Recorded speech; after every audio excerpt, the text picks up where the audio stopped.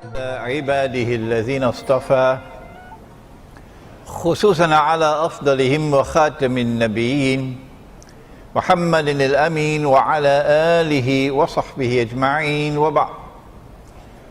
We begin with Allah's blessed name. We praise Him and we glorify Him as He ought to be praised and glorified.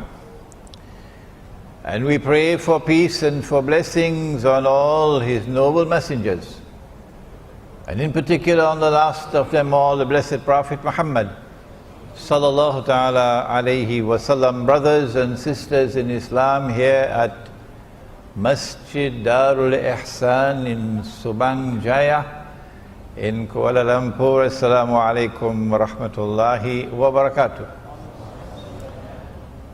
Our topic tonight is a fascinating one that will arouse and arrest attention, one that is very pertinent for the time in which we now live. It is Imam Al Mahdi and the end time. Let us begin with that hadith with which you are all familiar. You know which one?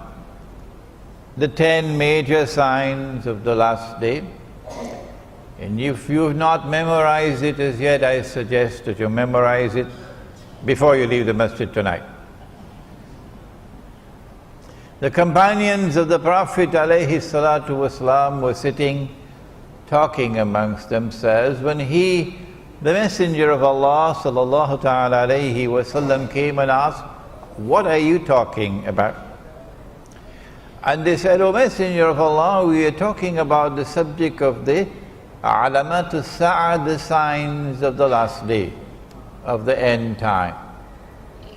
And then he said, as only a prophet could say, the last day would not come until, and then he mentioned 10 signs.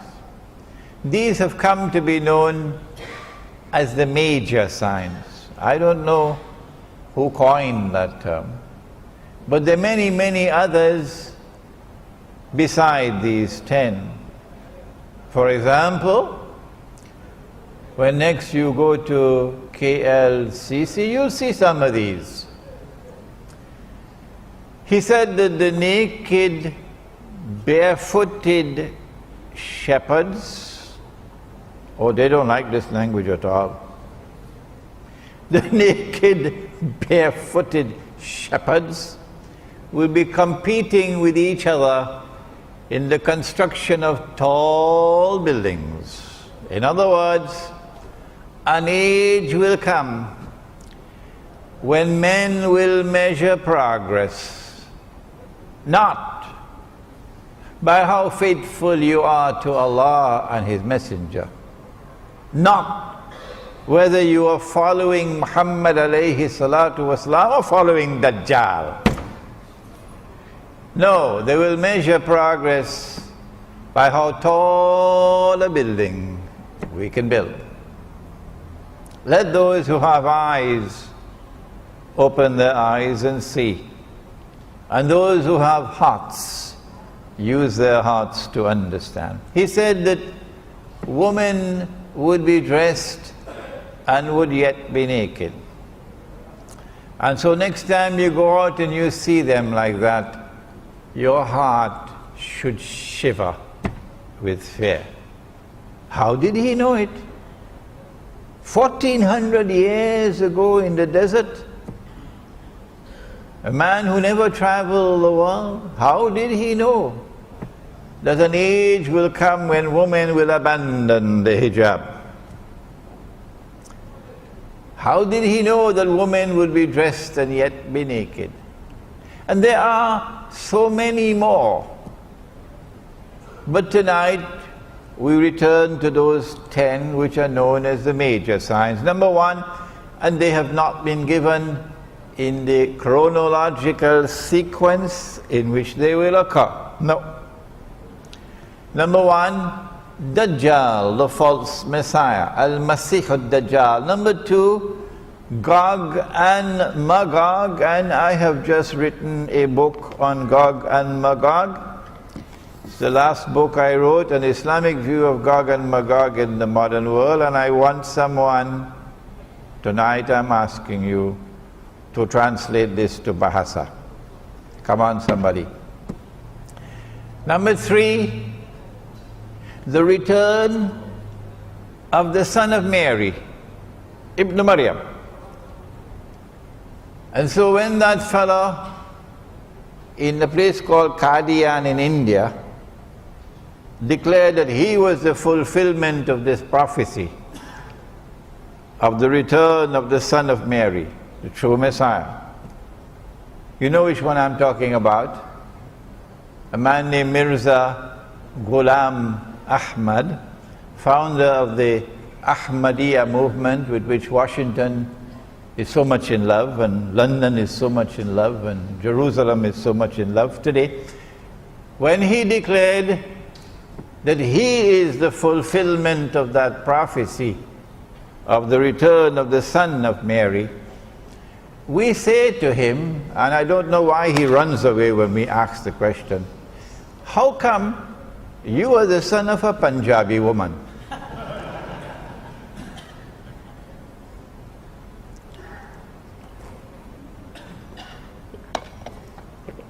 Number four, Dukhan, smoke. And if you read this book on Gog and Magog, I have offered an opinion. And let me repeat it one more time. When Imran gives an opinion, never accept that opinion unless and until you are convinced that it is correct. But I have the right to offer an opinion, provided that I recognize that only Allah does not make mistakes. So we say, Allahu A'lam, Allah knows best, that this dukhan or smoke is coming maybe 20, 25 years from now, when the cataclysmic clash with nuclear weapons occurs between Gog and Magog, between the American-led alliance and the Russian-led alliance. And you don't need a PhD in international relations to know that we are moving towards that clash. Thousands of nuclear weapons exploding. Can you imagine the clouds, the mushroom clouds? Number five, Dabbatul Ard, or the beast of the land. Ard is material universe. Ard is the earth. Ard is the land. For example, Al-Ardul Muqaddasa, the Holy Land. My opinion, that beast is already here. It's the state of Israel. And Allah knows best. Number six, that the sun would rise from the west. I have given my opinion, and I have the right to give my opinion. Even if 999 differ with me, that's their right. Why deny me the right of offering my opinion? My opinion comes from the Quran. My primary source of guidance is from the Quran, not from some textbook of electricity and magnetism and polar magnetism. The Quran tells me that the sun rises from the east, and I gather that in Malaysia it also rises in the east. And the Quran tells me, La tabdila li khalqillah, that Allah's creation does not change. And so I have chosen to understand the hadith, not literally, but symbolically. that something is going to happen which would symbolize a false sunrise from the West. And I have understood that to be modern, godless, decadent, oppressive, awesomely deceptive Western civilization. And Allah knows best. Number 7, 8, and 9. 3 earthquakes resulting with movements of the earth in which the earth sinks down, khas, and swallows what it swallows.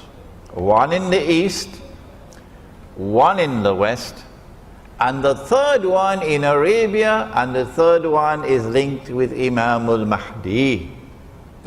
And number 10, that the fire will come out of Yemen and drive people to their place of assembly. Of these 10, the Quran singles out one. And Allah says of that one, the return of Nabi Isa alayhi salam, وَإِنَّهُ لَعِلْمٌ لِلسَّاعَةِ, it can be read that way, or لَعَلَمٌ لِلسَّاعَةِ, it can also be read that way. Perhaps that ilm and alam here are synonymous. Ilm means knowledge, alam means sign. That this is the sign of all signs, the return of the son of Mary, Nabi Isa alayhi salam, the most powerful voice in history ever to have prophesied the return of Nabi Isa alayhi salam, the return of Jesus, is the voice of Muhammad sallallahu ta'ala alayhi wasallam. Even if we did not have the ahadith, it is still possible, using the Quran alone, to establish belief in the return of Nabi Isa alayhi salam. And so if you reject belief in the return of Nabi Isa alayhi salam, you will not be able to understand the end time. No. No matter how great a scholar you may be. There is a branch of knowledge which studies and explains the end time. In Bahasa, in Malayu, you call it ilmu Akhir Al Zaman. And in the English language, we call it Islamic eschatology. Don't bother with the big word. Islamic eschatology. Since we now have the tall buildings, I don't know whether you have missed it. If you have, take a taxi to KLCC, you'll see it. The evidence is there as plain as daylight that we're now living in the end times. And so it is Islamic eschatology which will explain the world today, not the New Straits Times, and not your local television station, not even your government. It is Islamic eschatology which will explain the world today. And at the heart of Islamic eschatology, or ilmu Akhir Al Zaman, is the return of Nabi Isa alayhi salam. Let me repeat that if you reject belief in the return of Nabi Isa alayhi salam, you can't guide Muslims in this age. No. Because you cannot yourself understand the reality of the world in the end time. We now turn to a hadith in Sahih Bukhari.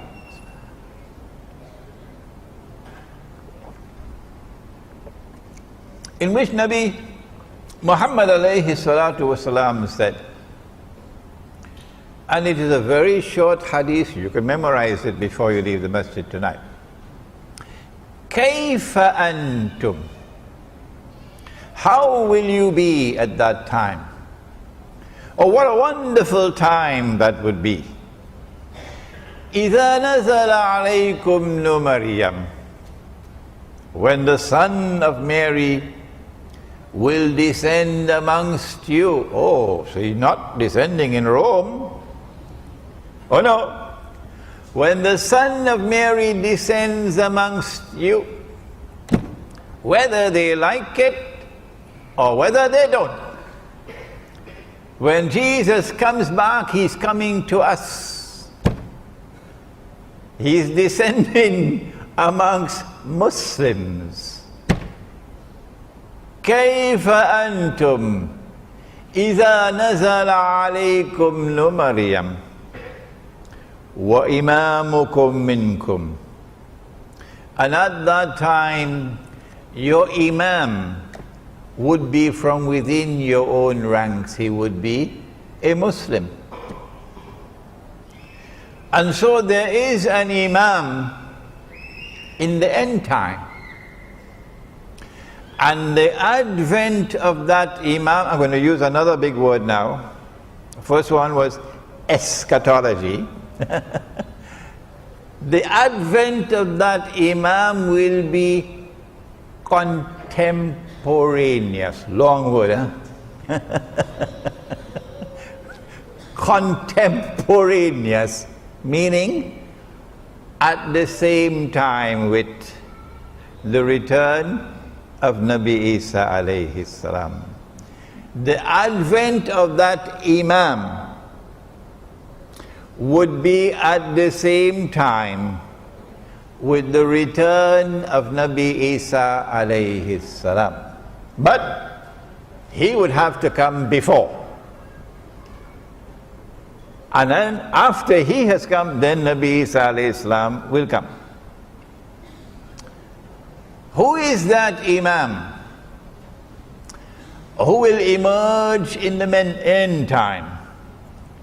And who is an Imam?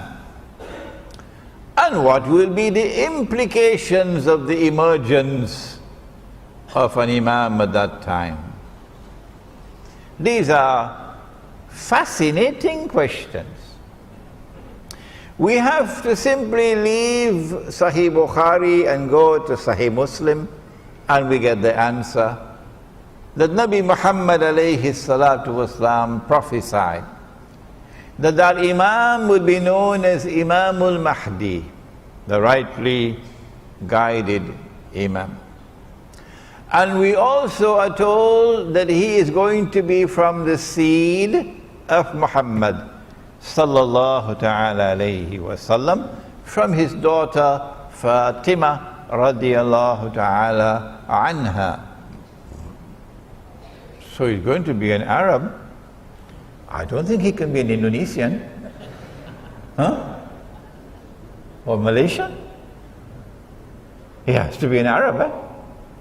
Okay.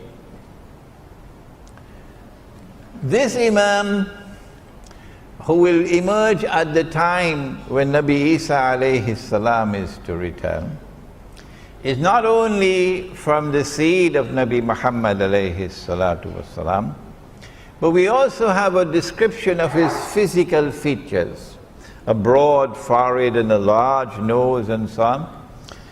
And we also know something about his functions. That at that time the world will be filled with oppression. Well, it has already come. Modern Western civilization has now been hijacked to deliver to the world more oppression than mankind has ever witnessed. And yet there are those who have eyes and yet cannot see. And their Qibla is in Washington. And they long to get a green card and a US passport. So I say, please go and don't come back. Please go and don't come back. You don't belong to us. You belong to the Jamaat of the oppressors. At that time there will be oppression in the world, all over the world. And this man, will break those chains of oppression and bring justice to the world. So this is going to be a revolutionary change to transform a world filled with oppression to a world of justice and of peace. And then the world will experience what Islam has to offer. This would be an Imam who would come at a time of great poverty and destitution in the world. Well, it has already come. All those who stand up to Dajjal are today miserably poor. And all those who are faithfully following Dajjal are living in the comfort zone. That's what the Prophet prophesied. But when the Imam comes, he's going to share wealth to the people. Would it be US dollars? The last thing I heard about the US dollar was that it was in ICU in some hospital. Would it be the French francs or the Malaysian ringgit? Come on, wake up and stop this nonsense. Stop this nonsense. If you did not know it before, maybe tonight you should start to learn. That knowledge may enter into your head. The money that we are now using has come from Dajjal. If you have not studied international monetary economics, come to me and I'll teach it to you. The money that we are now using has come from Dajjal. The paper currencies have come from Dajjal. The electronic money which is taking over from the paper currencies have come from Dajjal. And they are functioning as an instrument, not only for the unjust transfer of wealth from the unsuspecting masses to a global predatory elite, but more than that. They're bringing a system of slavery upon the world, enslaving mankind. And Nabi Muhammad alayhi salatu wasalam prophesied that in the end time there will be slavery. He said a slave woman, you remember? Don't you? He said a slave woman will give birth to her mistress. We have a conference in PWTC on Tuesday and Wednesday. If you can take 2 days off, leave, come join us. There's a flyer outside about the conference. It is on the prohibition of riba in Islam. Nabi Muhammad alayhi salatu wasalam told us that Imam is going to share wealth. Which kind of money? Oh, you know it. I don't have to tell you. It's the money which is in the Quran. When last did you open the Quran and look in the Quran to see whether there's money in the Quran? Huh? Is the dinar in the Quran? Yes, it is. Is the dirham in the Quran? Yes, it is. That's bad news for some of you who have neglected the Quran. And so he's going to share dinar and dirham, money that Allah ordained to be used as money. And if we had been using that money, Indonesia would not be miserably poor today. And Egypt would not be miserably poor today. And Bangladesh and Pakistan and Afghanistan would not be miserably poor today. And Africa would not be miserably poor today. He will share that money to such an extent that no one would be willing to accept zakat. What a world that is going to be tomorrow. This Imam is called Imam, but the word Imam here is synonymous with Amir or leader. So he is not only Imam Al Mahdi, he is Amir Al Mu'mineen, the leader of the believers. So would he be the head of the Egyptian Muslims alone? And you have another one for the Malay? Another one for the Indonesians? Huh? Or is he going to be the leader of all Muslims? Come on, answer me today. Answer me today. You know, he prophesied about the end time, that knowledge will disappear. Knowledge will disappear. And here's the evidence. That when that Imam comes, he is going to be Amir Al Mu'mineen. So then what are you going to do with your Egyptian citizenship and your Egyptian passport? I don't want to go further than that. What are you going to do with your constitution of Egypt and your Syrian constitution and your pledge of loyalty to this state? Huh? What are you going to do? I know what we are going to do. We never gave up in our heart. We never gave up in our hearts loyalty to the Imam and to the Amir. No, we never gave it up, because we never accepted the substitute. And we will never accept the substitute.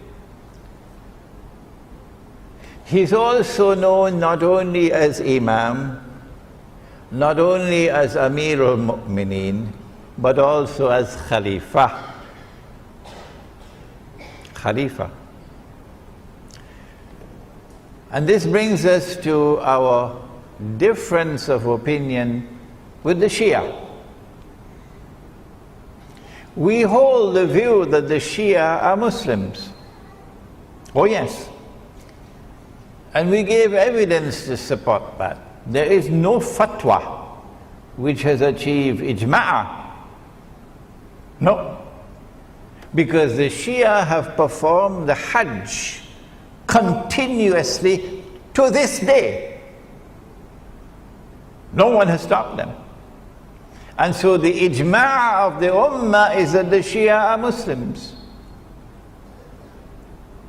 And if they are Muslims, then you have to relate to them as brothers. Ruhama'u baynahum. And if you differ with them, you must differ in a way which is constructive and not destructive.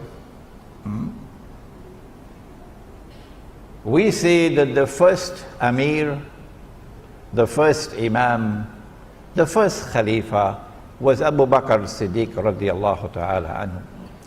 And then after him was Umar Farooq radiallahu ta'ala anhu. And after him was Uthman Ghani radiallahu ta'ala anhu. And after him was Ali radiallahu ta'ala anhu, Ali ibn Abi Talib radiallahu ta'ala anhu.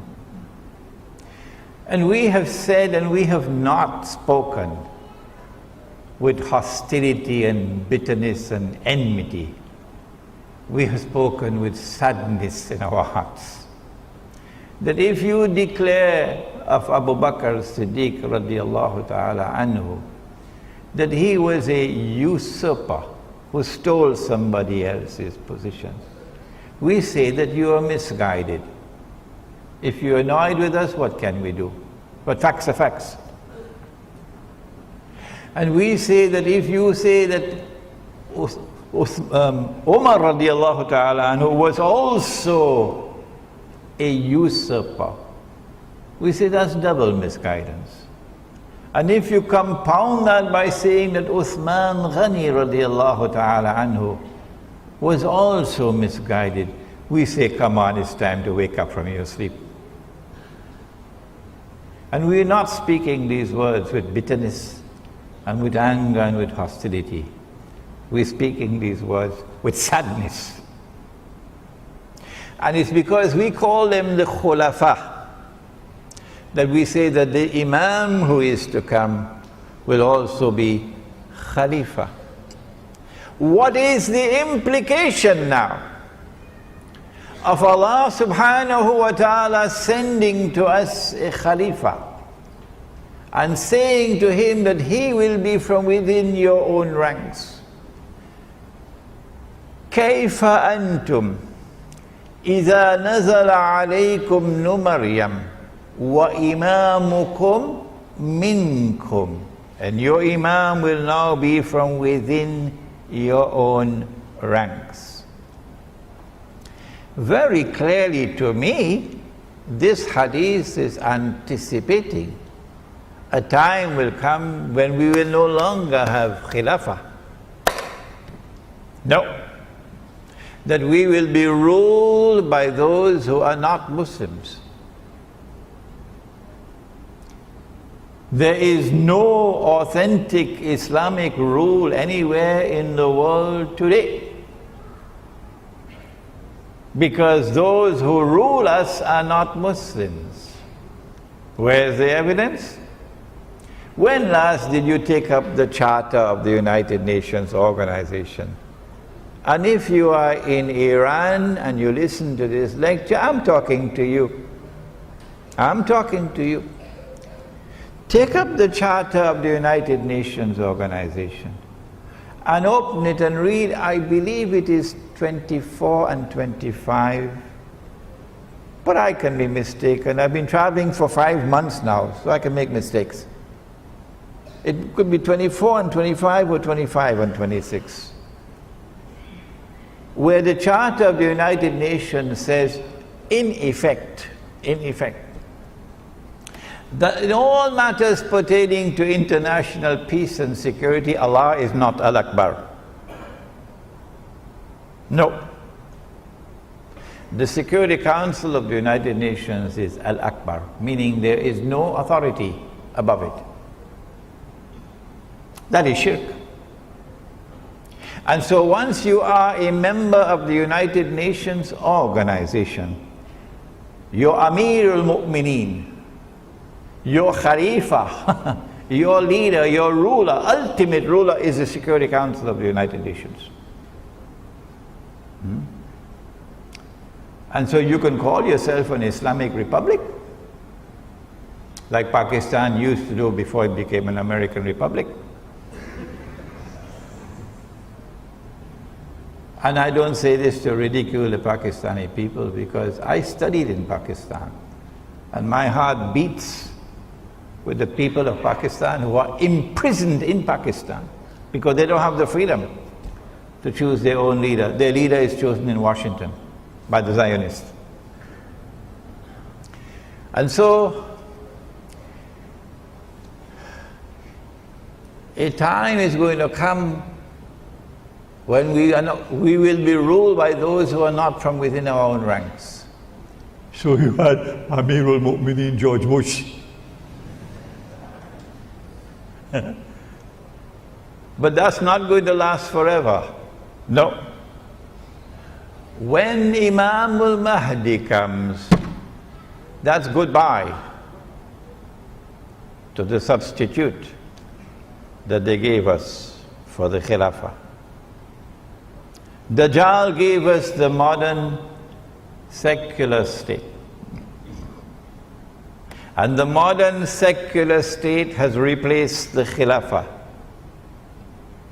And all of mankind, illa masha'Allah, have pledged their allegiance to the modern secular state, loyal to the modern secular state and to its constitution.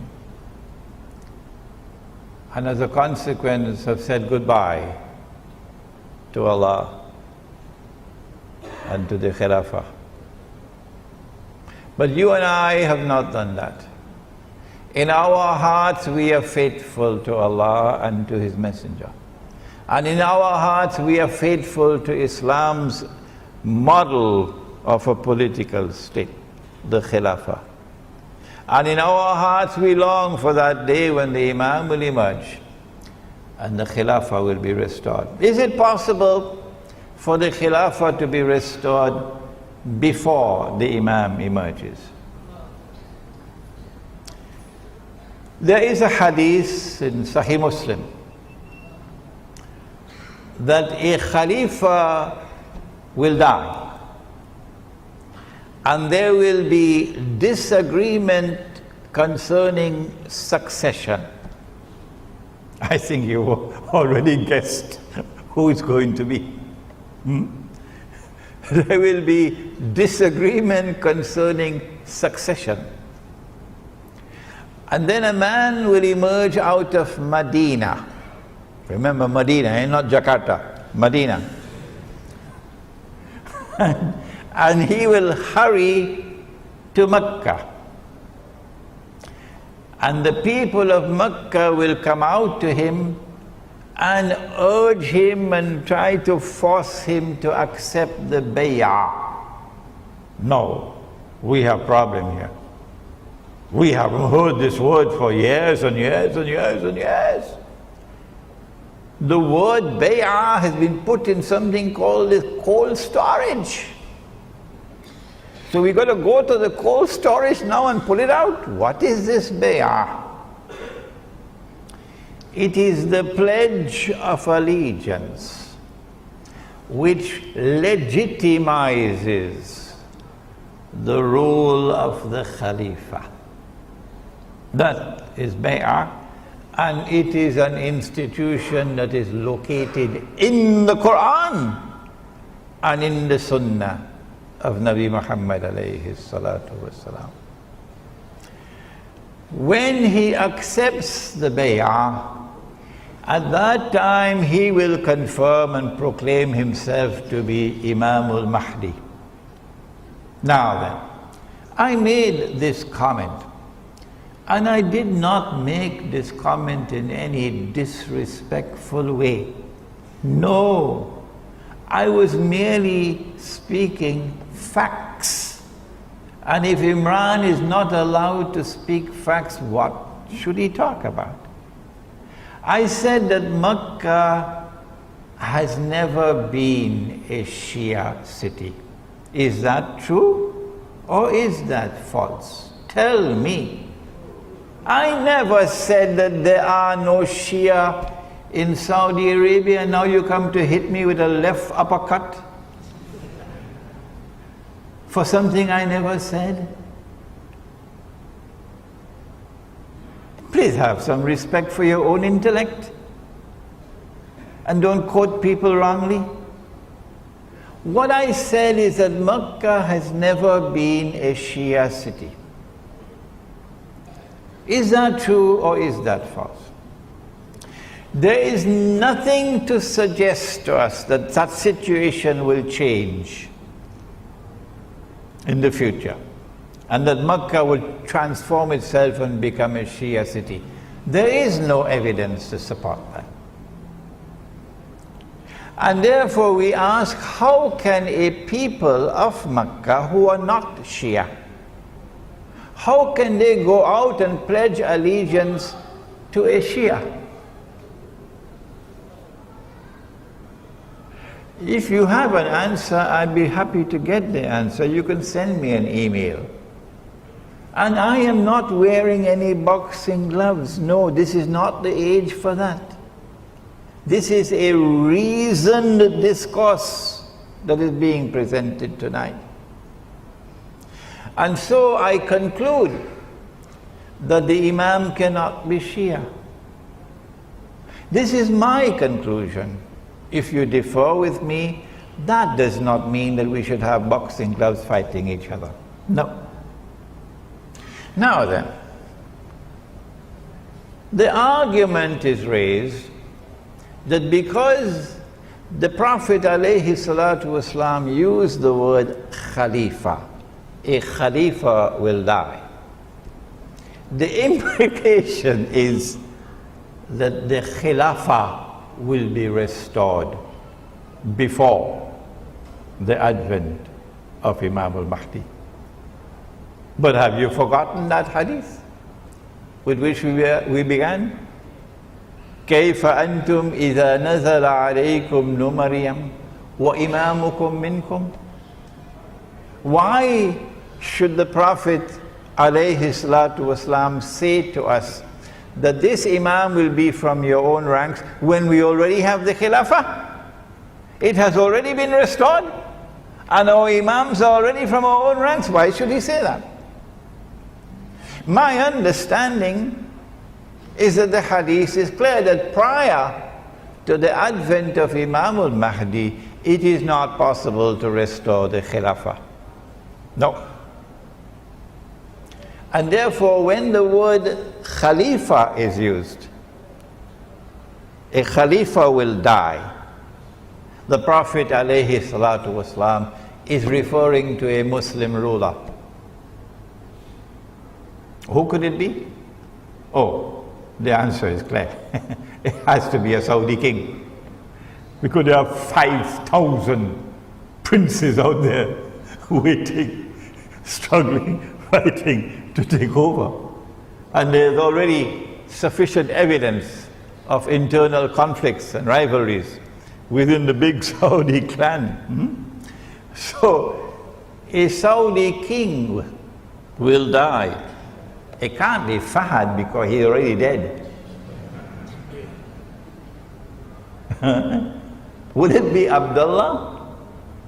I don't think so. And I'll let you know why in a moment. When that Saudi king dies and there is disagreement concerning succession, it is at that time that Allah will send the Imam. Is the Imam born already?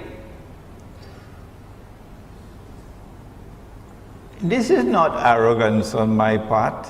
No. When I say, I don't know and I don't want to know. So please don't send me emails asking me whether the Imam has been born already. What is important is that Allah places a cover and Allah conceals him. And no one knows that he is the Imam until that moment arrives. When the king, the Khalifa dies, and there is disagreement and so on, then he proclaims himself to be the Imam. Until that moment, we don't know who is the Imam. So is he born already?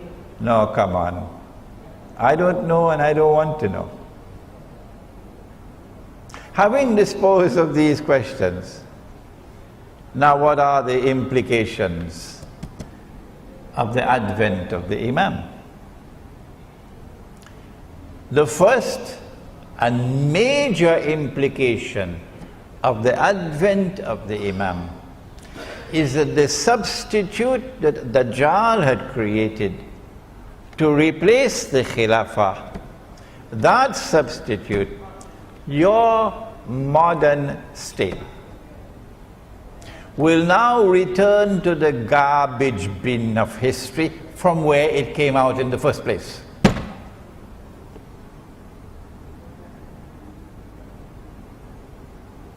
Why do I use such harsh language? What is the Khilafah state? The Khilafah state is a state established for the first time by Nabi Dawood alayhi salam in the Holy Land, the holy state of Israel, restored in Medina by Nabi Muhammad alayhi salatu wasalam. The Khilafah state is a state which recognizes Allah subhanahu wa ta'ala as Al-Malik. Al-Malik. They translate Al-Malik as the king, whereas in political terminology it should be translated as a sovereign. So sovereignty in the Khilafah state resides with Allah. The modern secular state which came from Dajjal says no. No. Allah is not Al-Malik. Sovereignty does not reside with Allah. Sovereignty resides with the state. The state is sovereign. The people are sovereign, not the Lord who created them. You don't need a PhD to understand that that is shirk. And that's the one sin that Allah will never forgive. For those of us who just have a few steps left before the grave, it's a wake-up call for us to make tawbah before it's too late. The Khilafah state recognizes Allah's authority as supreme. He is Al-Akbar. The modern secular state says no. The authority of the state is supreme. There is no authority above the state. And the states are all organized under the United Nations organization. And the United Nations organization has as its top the Security Council. And the authority of the Security Council of the United Nations is Al-Akbar, not Allah. Dajjal created that. And instead of worshipping Allah, we are worshipping Dajjal. The Khilafah state says that Allah is Al-Hakam, the supreme lawmaker. His law is the supreme law. And when He says haram, no one can make it halal. And when He says halal, no one can make it haram. And in Surah At-Tawbah, there is a verse of the Quran which declares that to be shirk, to legalize and make legal what Allah has made haram. That is shirk. The modern secular state says no, Allah is not Al-Hakam. Parliament is Al-Hakam. Parliament makes the law. And the law that comes from Parliament and the law that comes from the United Nations is the supreme law. The modern secular state says more than that. If I am wrong, would you kindly correct me? The modern secular state says that Allah can make it haram, but we can make it halal. And everything, or almost everything, because we have not reached New York as yet. In New York, they now legalize the marriage of a man with a man. In New York, they have now legalized the marriage of a man with a man, and yet you want this, you want your green card, to become an American citizen, So go and stay there and never come back. Those are your people, not ours. The modern secular state says Allah can make it haram, but we can legalize it. Shall I give you some examples? Would you be interested? Yes. Did you know that Allah prohibited money being lent on interest? Did you know that? Huh? You know that? And did you know that Allah has declared war? War on the money lender lending money on interest? Did you know that? And did you know that Nabi Muhammad alayhi salatu wasalam has cursed all four and declared that they are all equally guilty? The one who takes riba, the one who gives riba, the one who records the transaction, and the two witnesses. Did you know that he said that riba is constituted of 70 different parts? Hadith of Ibn Majah.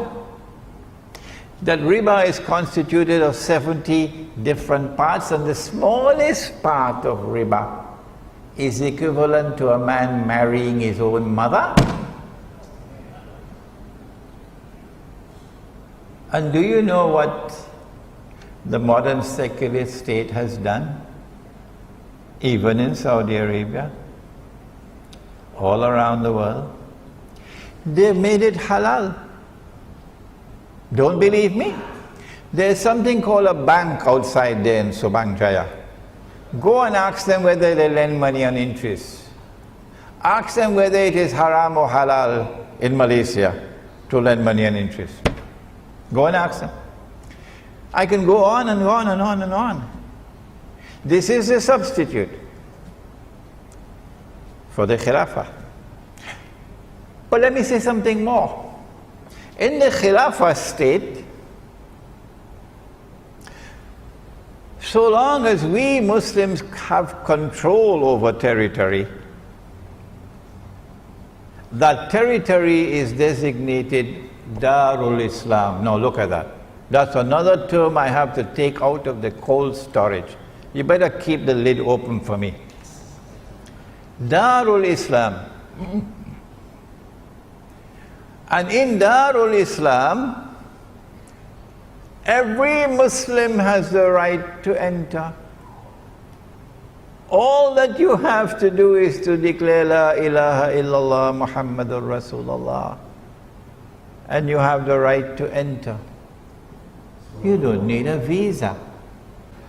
In Darul Islam, every Muslim has the right to enter. You don't need a visa. So Indonesia is 90-something% Muslim. So I go to Indonesia, I present myself before the immigration officer, I raise my hand, say, La ilaha illallah Muhammadur Rasulullah. Immigration officer looks at me. Where has this fellow come from?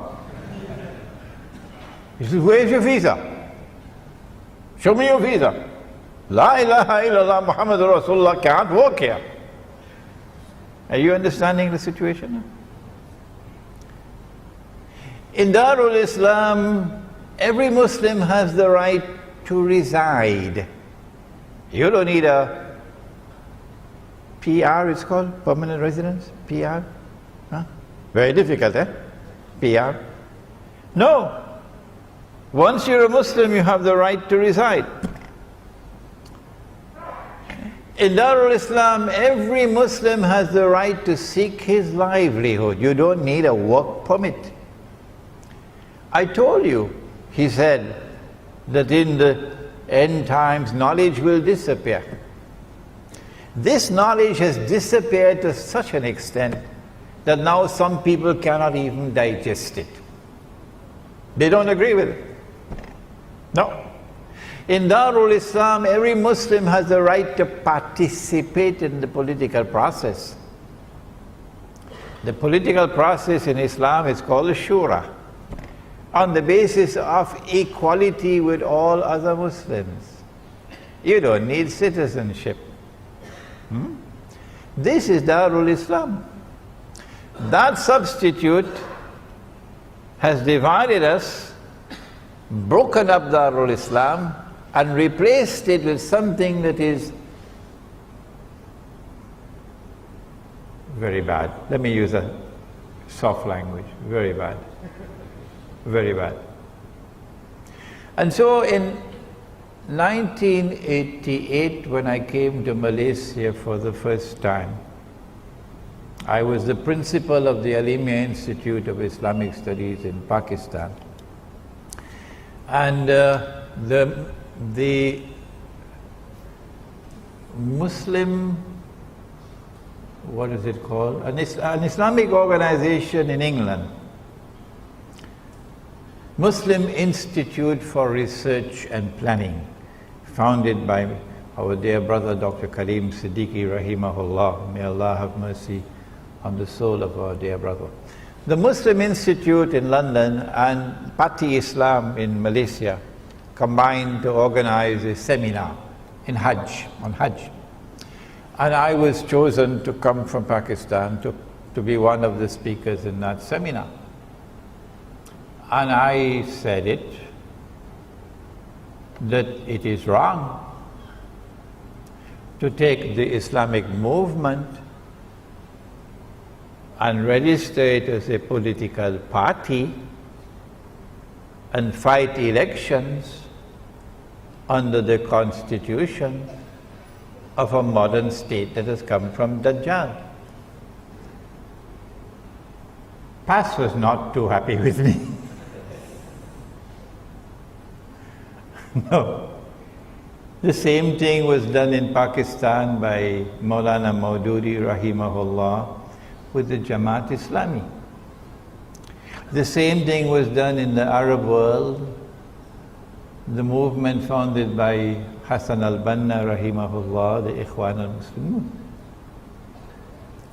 That you take the Islamic movement, you register it as a political party, and you fight in elections under a constitution of a state created by Dajjal, built on the foundations of shirk.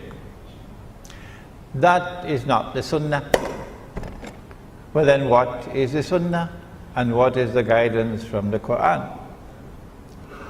When you studied this book on Gog and Magog, when you studied Akhir Al Zaman, Islamic Eschatology, and my book entitled Jerusalem in the Quran, most of you probably already read this book. It was written 10 years ago. It qualifies as the textbook on Islamic eschatology, and we now have it in Bahasa. We have it in Bahasa outside. When you study the subject of Akhir Al Zaman, then you understand that the proper response to Dajjal's money, Dajjal's economy based on riba, Dajjal's political system based on the modern secular state and its shirk, and the Security Council of the United Nations as Al-Akbar, the proper response is to flee from Dajjal. To flee from Dajjal. And to try to restore the micro-khilafah wherever you can. Until the time comes when the macro-khilafah can be restored, when Imam Al Mahdi comes. That micro-khilafah I have described as the Muslim kampung, the Muslim village. And I know that I'm out of Dajjal's reach when I go to a kampung where I cannot use a cell phone. Now I know I'm out of his reach. Over there we will try as best as we can to restore dinar and dirham as money in the market. And we will not use this bogus and fraudulent and utterly haram paper and electronic money. In that kampung we'll try to restore the Amir and the Bay'ah. And we will refuse to give our allegiance to the modern secular state. And we say this is micro-khilafah, waiting for macro-khilafah when Imam Al Mahdi comes. This is not a place where you will be opting out of jihad. Oh no. That the baby boys who are born in this kampung will fight better on the battlefield from Khorasan in the Muslim army that will liberate the Holy Land.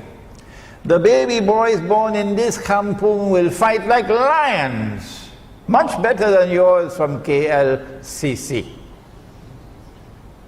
So the Muslim kampung is not a place to go and sleep. Now then, we come to a very unfortunate event. One of the outstanding scholars of this age, and now my remarks are directed particularly to Pakistan. One of the outstanding Islamic scholars of this age was a man named Dr. Muhammad Iqbal. I recognize him as a great scholar, and I recognize him as a great poet. Unfortunately, my knowledge of the Farsi language and the Urdu language is not good enough to appreciate the beauty of his poetry. But I don't have any problems with his poetry. What a problem that I have is with what he has written in the English language. And I have more than a passing acquaintance with the English language. Dr. Iqbal argued in a book which he published entitled The Reconstruction of Religious Thought in Islam, which most Pakistanis have not read. And those who do try to read it probably give up before they finish 2 or 3 pages, because you need a whole bottle of Tylenol tablets for headache. Iqbal is writing pure philosophy.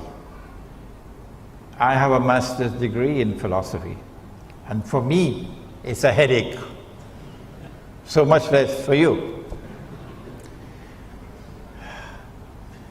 I admire the first 2 chapters a lot, because in the first 2 chapters of that book, he takes on Dajjal. You know, the one eye and the 2 eyes? The epistemology of the modern West. And Iqbal has delivered the best defense of the epistemology of the Quran that has ever been written. But very few people can understand it.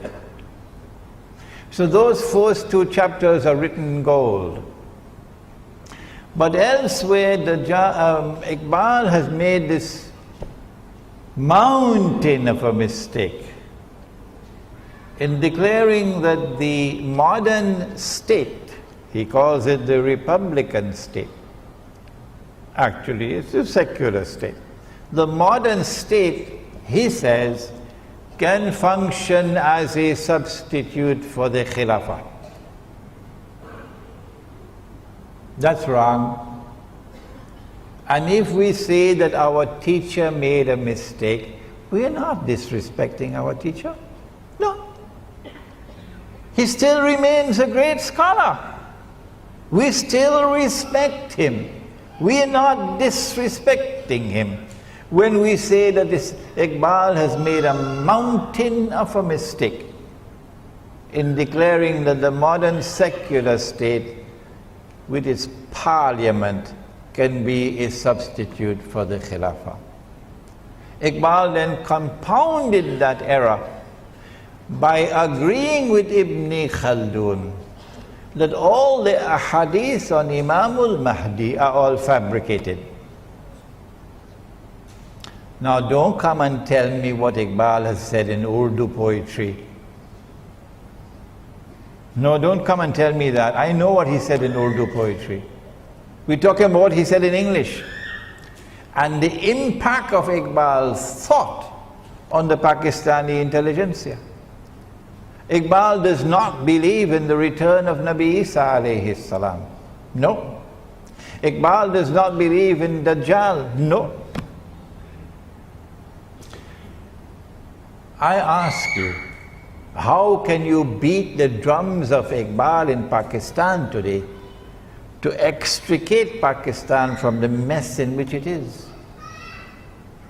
He is not the answer. Yes, there is much we can learn from him. Yes, Iqbal can inspire our people with his Urdu verse. But Iqbal in English is not the guide to take the Pakistani people out of the awesome predicament in which they are.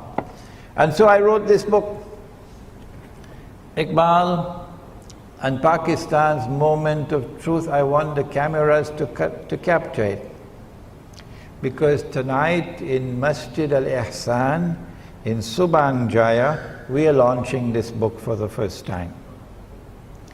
It is only 84 pages, so you could finish it in one weekend. And in this book, I have attempted very respectfully, how many times am I to repeat it? I have attempted very respectfully to critically assess the thought of a great scholar and to point out errors which he has made, while yet respecting him as a great scholar. Now then, When Imam Al Mahdi emerges, at that time, the Gog and Magog war will take place. This book explains it. An Islamic view of Gog and Magog in the modern world, and one person will have to come forward and volunteer to translate it to Bahasa, inshallah. At that time, the clash takes place between the American-led alliance, the Russian-led alliance. The nuclear war takes place with thousands of nuclear weapons exploding. I think that will be the moment when this verse of Suratul Isra will be fulfilled. Suratul Isra, where Allah subhanahu wa ta'ala gives the warning, وَإِن مِّن قَرْيَةٍ إِلَّا نَحْنُ مُهْلِكُوهَا قَبْلَ يَوْمِ الْقِيَامَةِ أَوْ مُعَذِّبُوهَا عَذَابًا شَدِيدًا كَانَ ذَلِكَ فِي الْكِتَابِ مَسْطُورًا. It is as though you're hearing the verse for the first time, because you've never heard the verse in the context in which it's being given now. And not a single city will escape. None. They will all be destroyed, says Allah. All. And those which escape destruction will be punished with terrible punishment. And this is a matter inscribed in the kitab. Maybe that if you're out of electronic range, you know, the cell phone, you will not be incinerated. This is the end of modern Western civilization dominance over the world. Maybe another 20, 25 years, that's all we have to endure. This is the end of the modern secular state and all the patriotism it demands of us. And this is the time when Darul Islam will be restored, whether they like it or whether they don't. This is the time when the Khilafah will be restored. This is the time when Imam Al Mahdi will rule over us. The Shia who follow him at that time are our brothers. The Sunni who follow him at that time, I don't think there'll be many Sunnis following him. They're going to say, he's a terrorist. Our brothers. And so Shia and Sunni, both following the Imam, will constitute the Ummah of Nabi Muhammad alayhi salatu wasalam. When will that happen?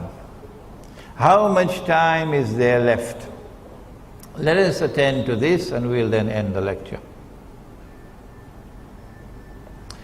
Imam Al Mahdi cannot emerge until Allah ordains that he must emerge. So no government has charge over this. When will Allah ordain that he must emerge? Because as soon as he emerges, he's going to head for Makkah and he's going to proclaim himself the Imam. An army will then march against him from Sham. And that army, as it crosses Medina, going south to Mecca, will be swallowed by the third khas. One in the east, one in the west, one in Arabia. When that army is swallowed by the earth, that is the validation. That is the conclusive validation that this man is indeed the Imam. Not eclipses in the sky, the sinking of the earth. When that army sinks down into the earth and is swallowed, then the Abdal from Sham and Al-Iraq will come to the Imam to offer bay'ah.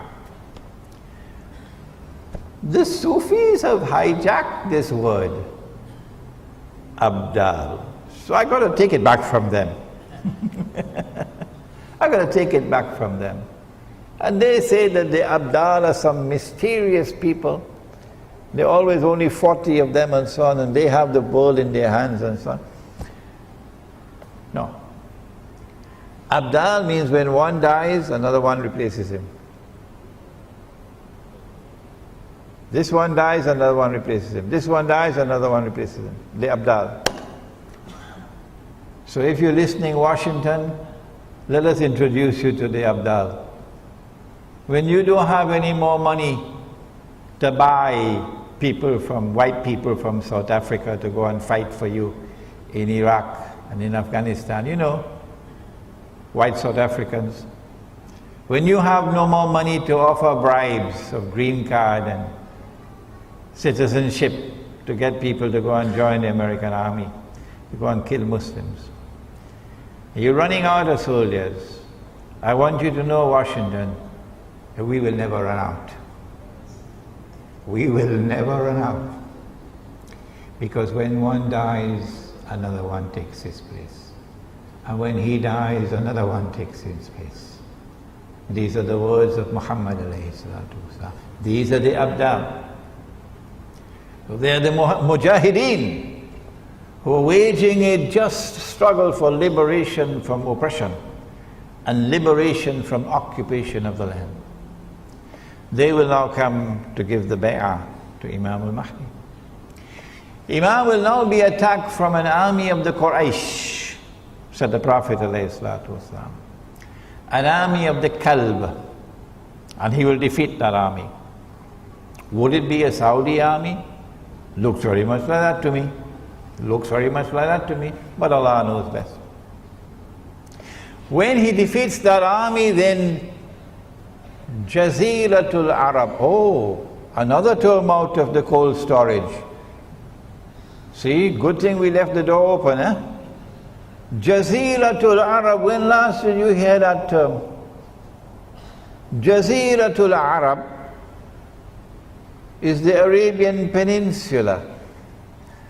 Today it has been hijacked, and there is an obnoxious name called the Kingdom of Saudi Arabia. Squatting. So there will be no more Kingdom of Saudi Arabia. It is Jaziratul Arab will be restored. And when Jaziratul Arab is liberated, then Darul Islam is restored. This is the implication. Now tell me, would you release Imam Al Mahdi into the world when the Zionists have read all of these ahadith? They know it all. Would you release Imam Al Mahdi into the world before Israel replaces the United States as the ruling state? It doesn't make sense. No. Would you release Imam Al Mahdi into the world before Israel rules the world? And Dajjal is in his day, which is like a week. You have to read this book, Jerusalem in the Quran, to understand that. Israel is about to launch her big wars, either this year or next year, attacking Pakistan to destroy the nuclear plants and nuclear weapons, attacking Iran, attacking Egypt, so you can occupy the territory from the river Nile to the river Euphrates. If you want to know why, there's a book outside entitled The Religion of Abraham and the State of Israel, a view from the Quran. My view, and Allah knows best, is that Allah will not release Imam Al Mahdi into the world until Dajjal has completed his mission, or he is very close to completion of his mission. And so Dajjal has to be born. He has to be born of Jewish parents. He's not been born as yet, but he's already created modern Western civilization because he's already released into the world. He's already released into the world. He's close to the end of his mission, but he's not as yet been born as a human being. When he's born as a human being, he'll be a Jew. He'll grow up to be a young man, he'll be powerfully built, he'll have curly hair. He'll rule the world from Jerusalem. And then he will proclaim, I am the Messiah, Al Mahdi, Al Masih. And when they accept him, Al Masih, he can rub his hands and he can say, come on, help me. Mission accomplished. I've given them a 6 for a 9, I've deceived them. And now they've been taken to the greatest destruction that they will ever experience in history. Banu Israel. And so by my calculation, and Allah knows best, we are still probably another 20, 25 years away before that event occurs when Imam Al Mahdi will emerge. Finally, I want to remind you about the conference on riba. There's a book on riba outside, and there's this little book, you have no excuse, it's so small. The Gold Dinar and Silver Dirham, Islam and the Future of Money. Many people have been asking, where did Imran Hussein study? Who was his teacher? What kitab did he read? Because we don't hear anybody else speaking like this. If you want to know more about me, you can begin by reading this very interesting book, the Islamic Travelogue, which is outside. رَبَّنَا تَقَبَّلْ مِنَّا إِنَّكَ أَنْتَ السَّمِيعُ الْعَلِيمُ وَتُبْ عَلَيْنَا يَا مَوْلَانَا إِنَّكَ أَنْتَ التَّوَّابُ الرَّحِيمُ بِرَحْمَتِكَ يَا أَرْحَمَ الرَّاحِمِينَ Ameen. We have some time for questions. Sisters, you can write your questions and send them up. And brothers, yes, go ahead. Wa alaikum salam. In your opinion, how better communicate or give orders to his followers? The question is, in my opinion, how does Dajjal communicate and give orders to his followers? At the very end of the Quran, Allah warns us about الَّذِي يُوَسْوِسُ فِي صُدُورِ النَّاسِ مِنَ الْجِنَّةِ وَالنَّاسِ. It is a inspiring or putting thoughts and ideas into the heart, and as a consequence these people believe that these are their own thoughts. He does this through the shayateen. Shayateen, plural of shaitan.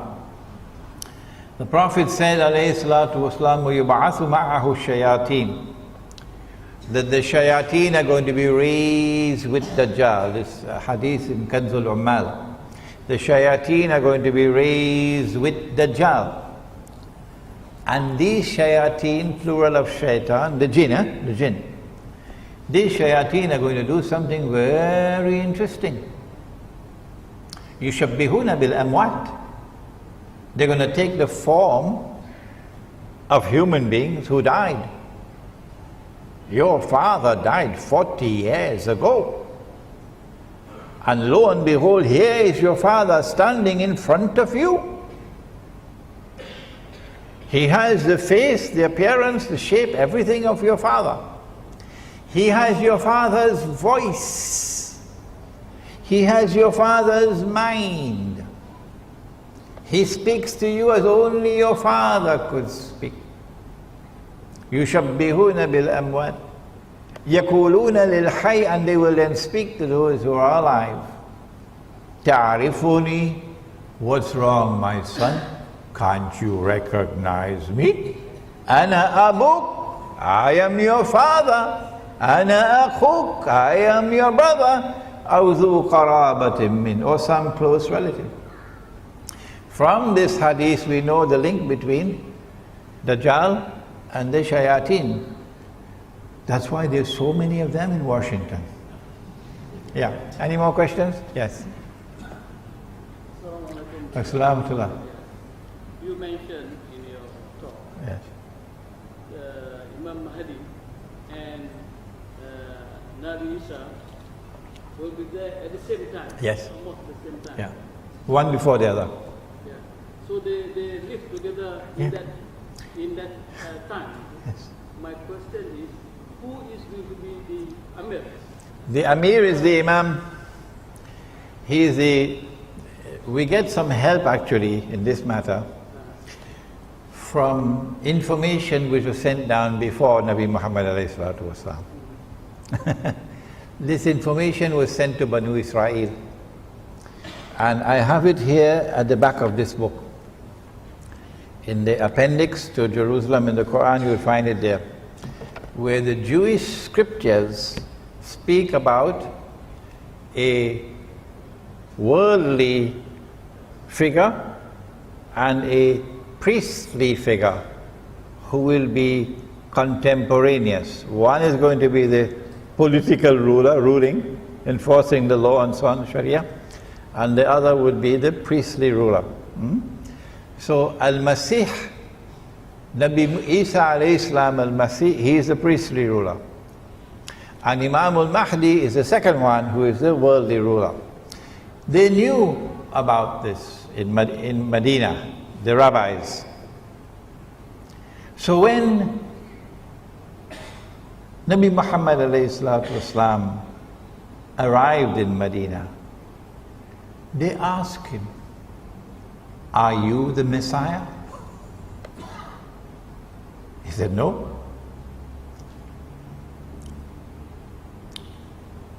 "Are you that other one?" The other one meaning the one who will come, who will be the political ruler, the ruler of the world. He said, "No." "Who are you?" "We want to know, who are you?" Because they were expecting a prophet to come who would be, they were thinking, would be the Messiah. So the answer to your question is that Imam Al Mahdi would be Khalifa. And Nabi Isa alayhi salam would be Nabi. Yes. Islam. Oh, I forgot I should have mentioned the question.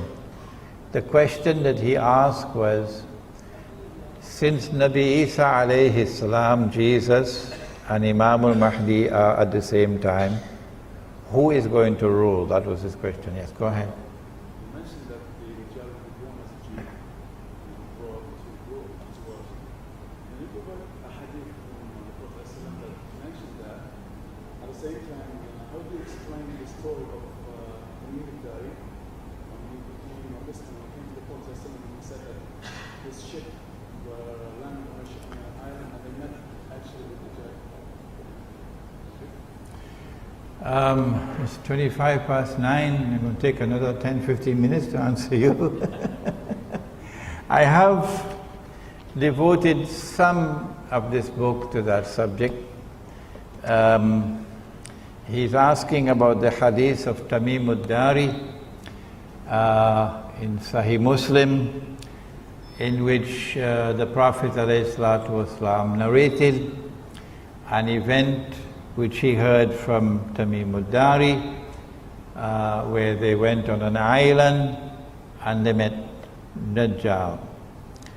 And he is saying that, well, there is the other hadith you quoted that he will be born. He's not yet born and he'll be a Jew, so how could they meet him when he's not as yet born? Those who have read this book would know how to answer that question. Many of you here present can answer that question. When Dajjal is released, he will live on earth for 40 days. Yawmun kasana, a day which would be like a year. Yawmun kashahr, a day which would be like a month. Yawmun kajum'a, a day which would be like a week.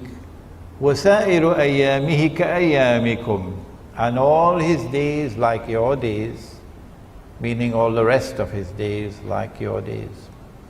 When his day is like our day, he would be in our world of time. No one can dispute that. When he is in our world of time, he will be in our world of space. Only at that time, therefore, would we be able to see him. But he can be on earth and not be in our world of space and time. Are there angels on the earth?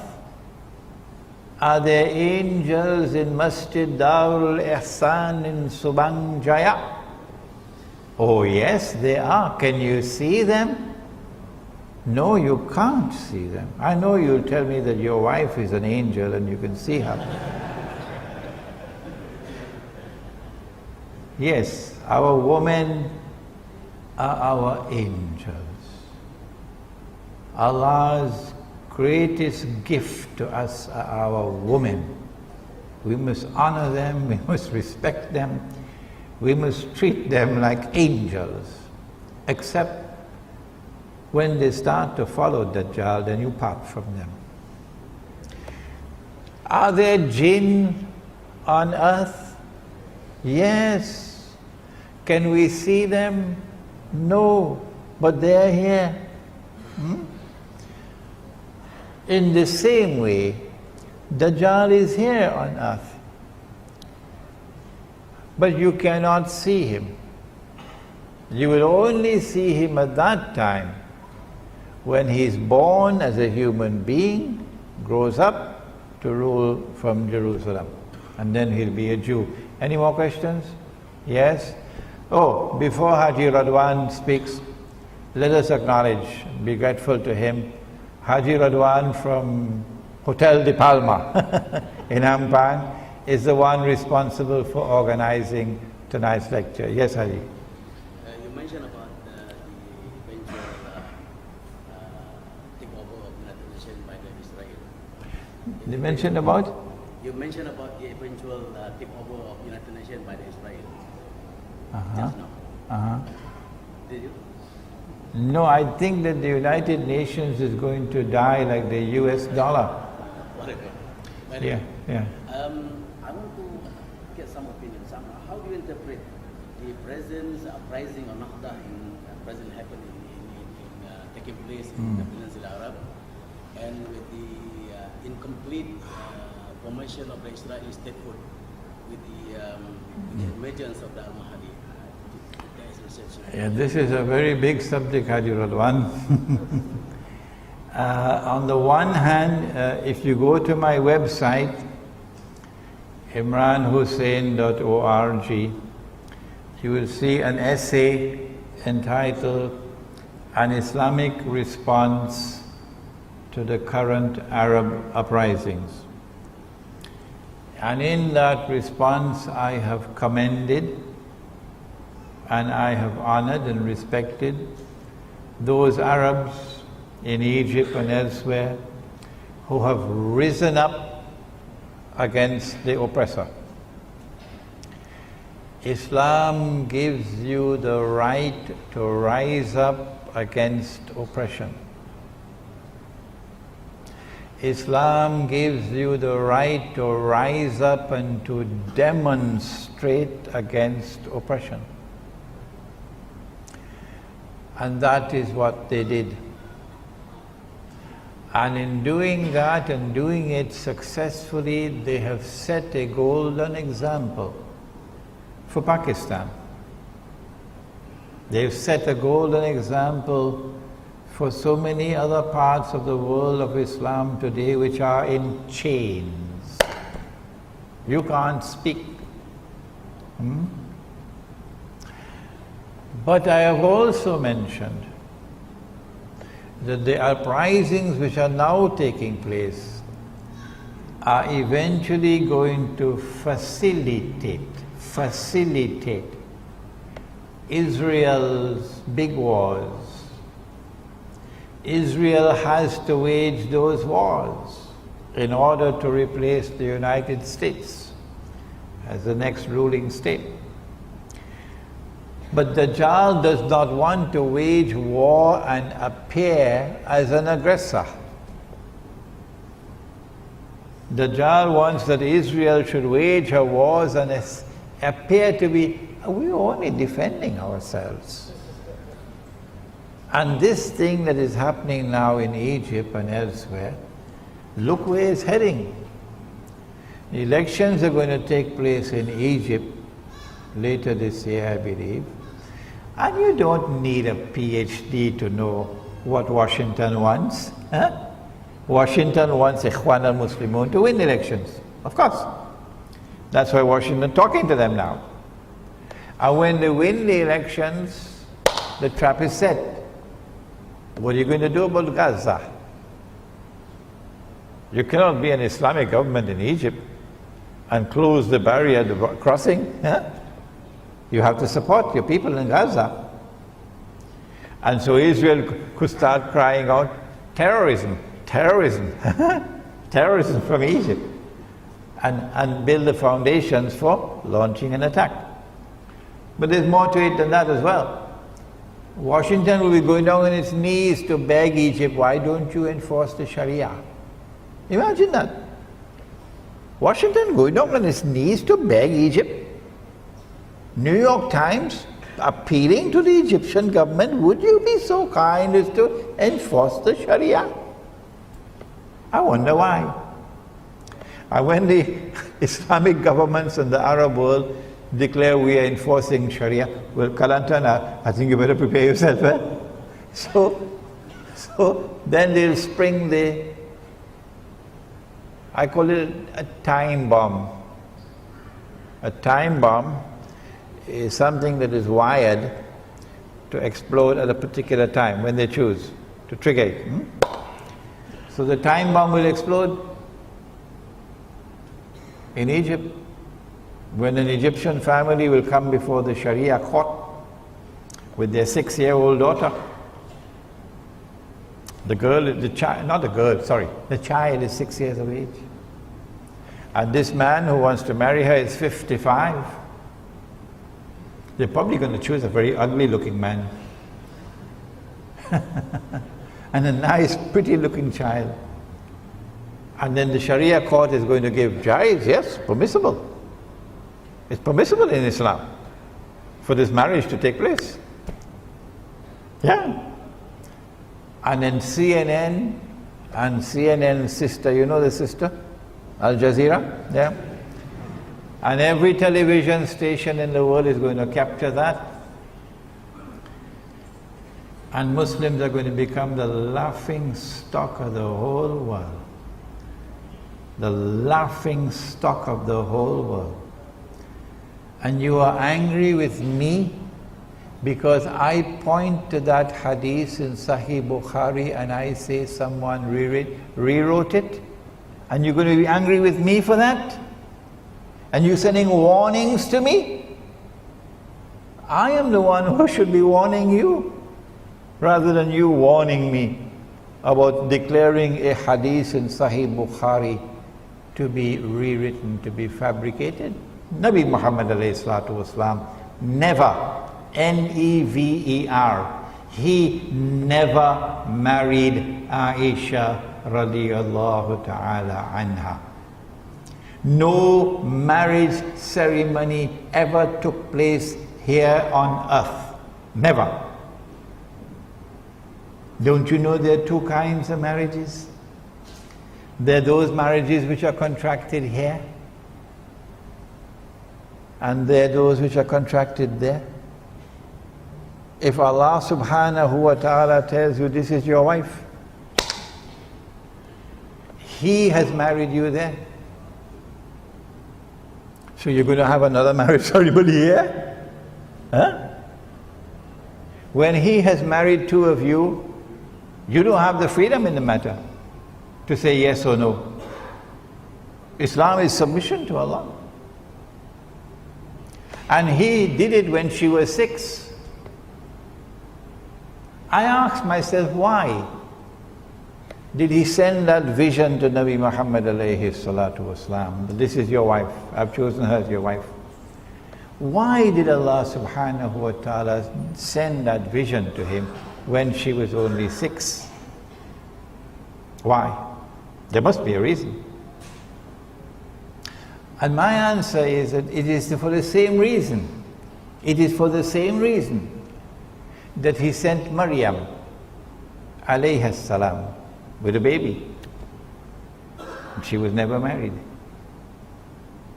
So he can distinguish between those who have two eyes and those who have only one. Yes. And he could have done it, he could have sent the vision when she was not 6, she was 1 year of age. Or he could have sent it when she was 1 month old. He is the Lord.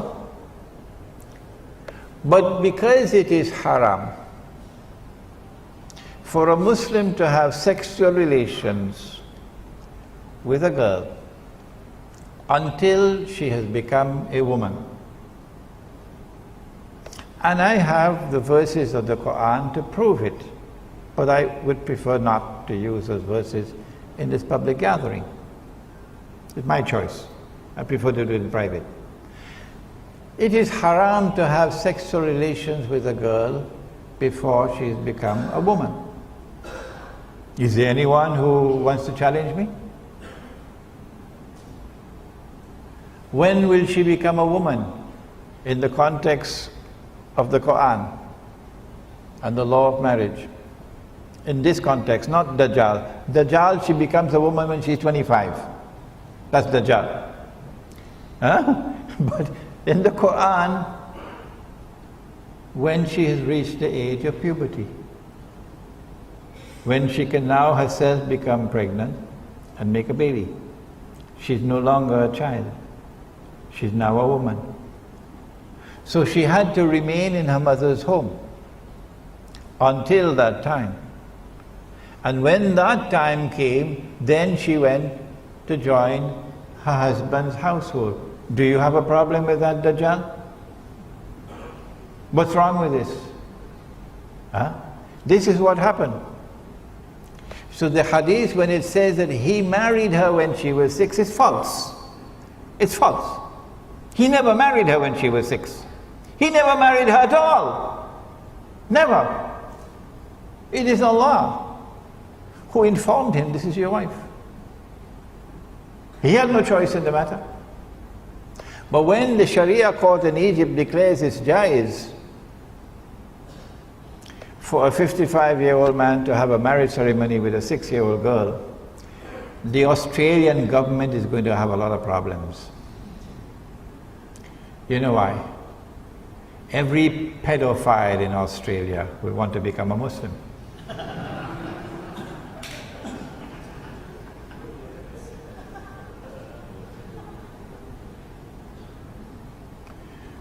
So there are time bombs. This is only one. This is only one. There are other time bombs waiting to explode. And I don't think that Jamiatul Azhar is capable of responding to those time bombs now. Allah blessed me with a great teacher. Allah blessed me with a great teacher. And that teacher gave me a different method of pursuing knowledge. This is why I'm able to deliver this knowledge to you today. Any more questions?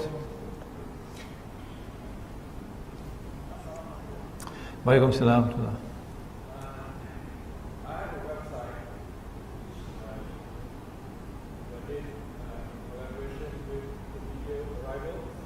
You have a website in which you are collaborating with the arrivals, yeah? Basically explains as to how the extent of Dajjal since he was colonized 150 years ago. Okay. Your website explains Dajjal and the process of colonization, yeah? In this region? Okay. My question is based on your input, is that we should hijrah. So when do we jihad? Yeah. Jihad has already begun. Oh yeah. The armed struggle for liberation from oppression and occupation in Iraq, in Afghanistan, is the jihad which has already comments, we don't need any fatwa declaring jihad. Saudi king gave a fatwa for jihad about 20, 30 years ago. I think they put it into cold storage now. This jihad cannot be stopped. No one can stop it. And this jihad will continue until the prophecy of Nabi Muhammad ﷺ is fulfilled. That the army will come out of Khorasan, it will be unstoppable until it reaches Jerusalem. When a jihad is in force, Muslims have an obligation to support the jihad. Those who can physically join the jihad should do so. However, it would be a security risk for someone who only speaks French to go to Afghanistan and join the jihad. Not only would he put his own life at risk, but he would put the lives of others at risk because of an incapacity to communicate. You have to be capable of communicating in the language spoken before you can join that jihad. But there are other ways of supporting the jihad. You can do it with your tongue. You can speak out. Of course, you're not going to get a US visa after that. You can support it with your wealth.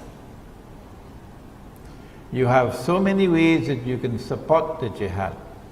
And when we call for a withdrawal to the remote countryside, that withdrawal is what is going to give us the freedom that we otherwise would not have, to either join the jihad or support the jihad. Next question? Yes. How to combat riba? Number one, you have to study the subject. So I hope to see you at PWTC on Tuesday morning. The flyers are outside. They put me on as the first speaker. I'm answering you. There are two forms of riba that must be recognized. One is the lending of money on interest, and the other would be a transaction based on deception which delivers a gain or a profit to which one is not justly entitled. That's the elegant way of describing a rip-off. A rip-off. So this is riba and that is riba. The greatest rip-off that has ever occurred in human history is the rip-off of the monetary system that we now have, of bogus and fraudulent and utterly haram paper currencies and the electronic currency which is now taking over from the paper currency. What do you do? Answer: when you have abandoned the Quran and Sunnah, make tawbah and return to the Quran and Sunnah, meaning return to the dinar and dirham. Do you know that Israel, tomorrow, Israel is going to mint, in fact I think they've already minted the gold dinars and silver dirhams, Israel. And tomorrow Israel is going to be using this money. Do you know that? Why would Israel have to do it? If you study Akhir Al Zaman, you can answer these questions. Because every Jew knows that only that money can be used in the temple, which does not have any human figure on it. The Roman Roman coins at the time of Nabi Isa alayhi salam were haram to be used in the temple because they had graven images which were haram. And so the temple at the time of Nabi Isa alayhi salam used to mint its own coins, gold and silver. And when the people came to the temple, if they wanted an animal to be zabiha, sacrificed, you got to pay for it. And nobody could sacrifice the animal except the rabbi. So therefore the temple got some revenue. So you had to pay the temple. And you had to pay the temple in this money which was halal, not that money which was haram. So when Dajjal stands up in Jerusalem tomorrow, and he has not brought back that halal money, no Jew will accept him as the Messiah. Which is why I believe that Israel has already minted her gold coins and silver coins, so that these can be introduced before Dajjal makes his appearance. So that's the first thing you can do. Bring back the gold dinar and silver dirham as money. Can you do it in downtown KLCC? I'm not stopping you. You want to try, go ahead. It is my opinion, based on my study of Suratul Kahfi of the Quran. Now let me use the proper Arabic. Suratul Kahf of the Quran. That the only place that you can bring back the dinar and dirham as money in the market is in the remote countryside. And in those micro markets, we will not accept your paper money. No. Insofar as money being lent on interest is concerned, make tawbah if you have borrowed money on interest to buy your car or to buy your house. Make tawbah. Because if you die with that riba, there is no way you can enter into Jannah. Why? Because the curse of the Prophet is upon you. Get out of that riba. Sell the car, sell the house, pay the bank. When you try to do that, then you'll know what kind of snake there is in the bank. Yeah. And make tawbah and never again borrow or lend money on interest. Any more questions, or shall we stop now? 1, 2 more and then we finish, okay? 1, 2 and we finish, that's it.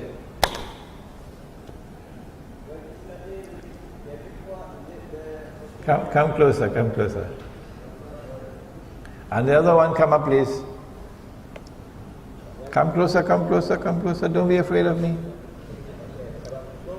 Right.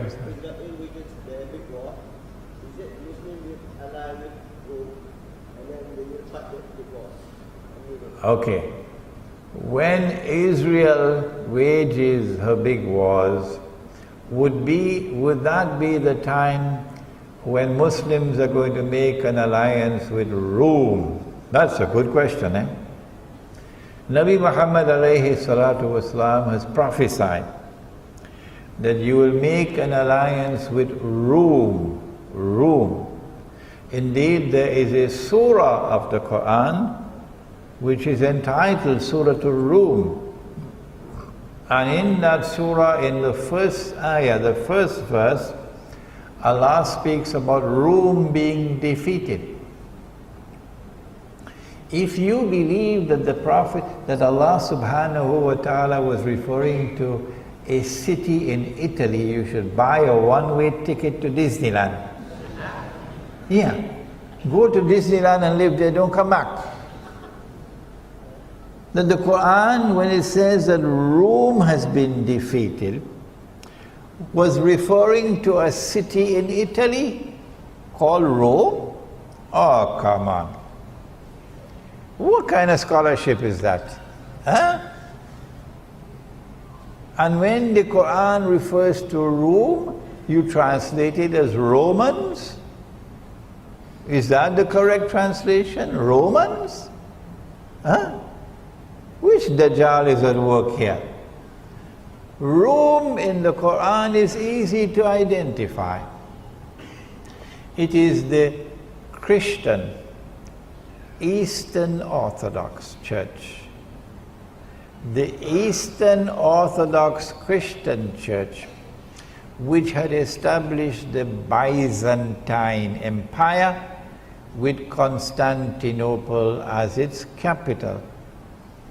That is not Italy. Huh? This is Constantinople, which is now in Turkey. Rome is in Italy. You will make an alliance with Rome. Well, the Byzantine Empire has disappeared today, but the Eastern Orthodox Christian Church has not disappeared. The Western Church celebrates Christmas on what day? 25th of December. Huh? Does the Eastern Orthodox Christian Church celebrate Christmas on that day? No. No, not at all. Tabule. It is, I believe, the 9th of January. I may be wrong, maybe the 7th or the 8th. No, I don't think it's the 5th. Anyhow, it's a different day. So where is the Eastern Orthodox Christian Church today, if we want to find Rome today? Answer, the headquarters is now in Russia. If I am wrong, I invite you to correct me. And so when the Prophet ﷺ said, you will make an alliance with Rome, my answer is, it's going to be an alliance with Russia. If you have a different answer, don't send me an email. Publish your answer, please. Don't send me an email. Publish it and give the proof that Imran Hussein is wrong. I really have difficulties with all the people trying to correct me now with emails. Yes. Next question.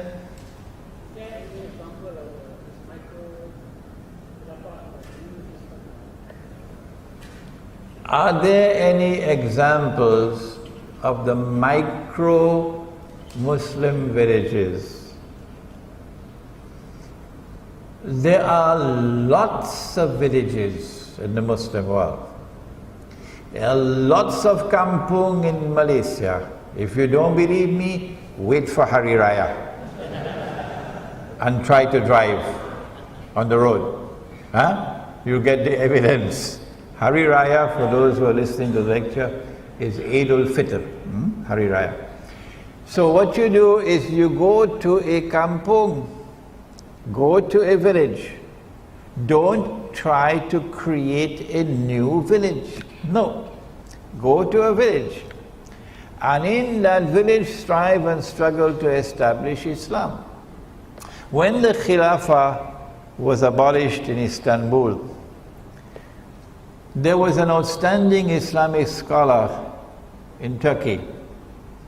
His name was Sa'id Nursi, and he was given the title Badi' Zaman.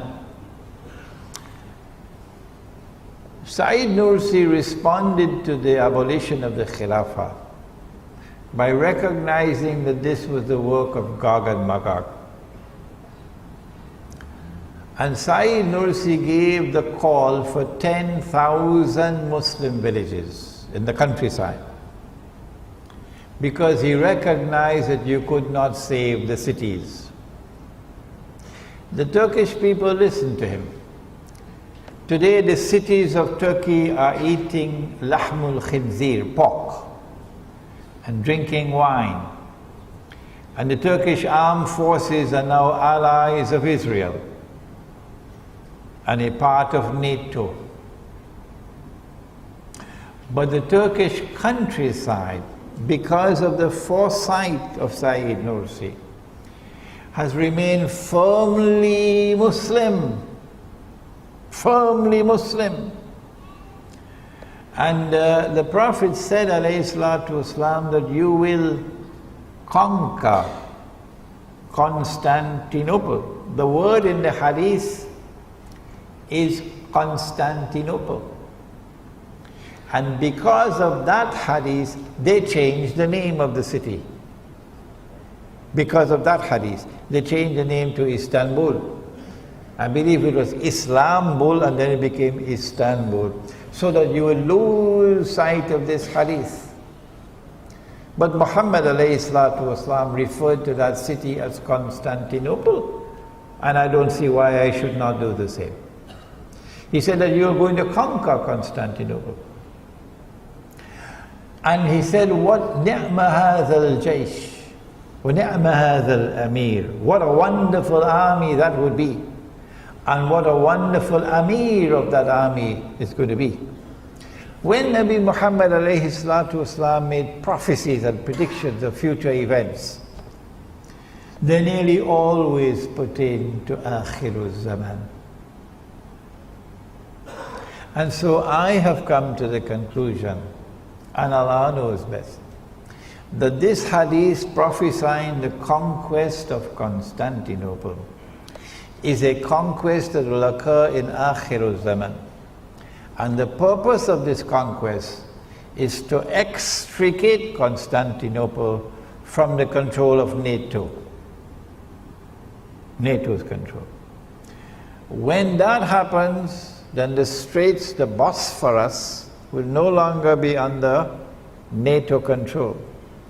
Then the Russian Navy, with their nuclear-powered submarines, can now leave the Black Sea, pass through the Bosphorus, and enter the Mediterranean Sea. And when that happens, well, Israel, you better watch out. I think that's all the questions? No more. What is your website? malayuberaja.org. Okay. ربنا تقبل منا إنك أنت السميع العليم وتب علينا يا مولانا إنك أنت التواب الرحيم برحمتك يا أرحم الراحمين. After the salat, those of you who would like me to autograph your books can bring them to me, inshallah. إلهي لست للفردوس أعلى ولا أقوى على نار الجحيم الله فهب لي التوبة واغفر ذنوبي فإنك غافر الذنب العظيم إلهي لست للفردوس أعلى ولا أقوى على نار الجحيم الله فهب لي توبة واغفر ذنوبي فإنك غافر الذنب العظيم Tuhanku aku tidak layak untuk syurgamu tetapi aku tidak pula sanggup menanggung siksa nerakamu. Dari itu kurniakanlah ampunan kepadaku, ampunkanlah dosaku. Sesungguhnya Engkaulah pengampun dosa-dosa besar. Tuhanku, aku tidak layak untuk syurgamu, tetapi aku tidak pula sanggup menanggung siksa nerakamu. Dari itu kurniakanlah ampunan kepadaku, ampunkanlah dosaku.